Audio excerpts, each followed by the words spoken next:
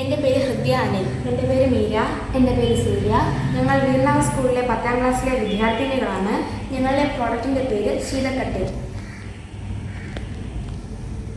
ഈ മാറുന്ന കാലഘട്ടത്തിൽ പ്രകൃതി നേരിടുന്ന പ്രധാന വെല്ലുവിളികളൊന്നാണ് ആഗോളതാപനം. ഇതിനെല്ലാം ഇരയാകുന്നതും നാം ഓരോരുത്തരും തന്നെയാണ്. ആഗോളതാപനത്തെപ്പറ്റിയും ഊർജ്ജ സ്രോതസ്സുകൾ ക്ഷയിച്ചില്ലാതാകുന്നതിനെപ്പറ്റിയും നാം ഓരോരുത്തരും വാതോരാതെ സംസാരിക്കുമെങ്കിലും നിത്യജീവിതത്തിന് ഇതിനെല്ലാം വിപരീതമായാണ് പെരുമാറുന്നത്.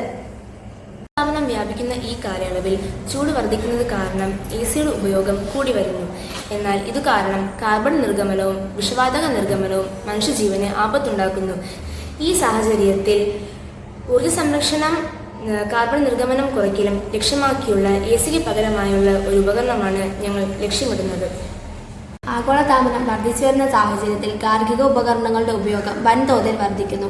കാർബൺ നിർഗമനവും ചില സമയങ്ങളിൽ വീടിനകത്ത് വിഷവാതകം കൂടി മരണം വരെ സംഭവിക്കുകയും ചെയ്യുന്നു. അന്തരീക്ഷത്തിലെ ചൂട് കാരണം AC-യുടെ ഉപയോഗം വൻതോതിൽ വർദ്ധിക്കുകയും ചെയ്യുന്നു. AC-യുടെ ഉപയോഗം നമുക്ക് കുറയ്ക്കാൻ സാധിക്കില്ല. ഈ സാഹചര്യത്തിലാണ് AC-യുടെ പോരായ്മകൾ പരിഹരിച്ച് ആവശ്യഘട്ടത്തിൽ പ്രവർത്തിക്കുകയും അല്ലാത്തപ്പോൾ ഓഫാവുകയും ചെയ്യുന്ന ഒരു ഉപകരണത്തെ പറ്റി ചിന്തിച്ചത്. അന്തരീക്ഷത്തിലെ വായു കട്ടിലിൻ്റെ 4 വശങ്ങളിലും ഘടിപ്പിച്ചിരിക്കുന്ന പൈപ്പിലൂടെ കടക്കുകയും ഈ സുഷിരങ്ങളിലൂടെ കാറ്റ് കിടക്കയിലേക്ക് വീശുകയും ചെയ്യുന്നു. പൈപ്പിൻ്റെ അടുത്ത് ക്രമീകരിച്ചിരിക്കുന്ന വെള്ളം കാരണം തണുത്ത വെള്ളം കിടക്കയിലേക്ക് വീശുകയും ചെയ്യുന്നു. സൗരോർജ്ജം ഉപയോഗിച്ച് പ്രവർത്തിക്കുന്നതിനാൽ വൈദ്യുതിയിൽ ലാഭിക്കാം. ശീതക്കട്ടിൽ എന്ന ഈ പ്രോഡക്റ്റ് നിങ്ങൾക്ക് എല്ലാവർക്കും ഇഷ്ടമായിരുന്നു.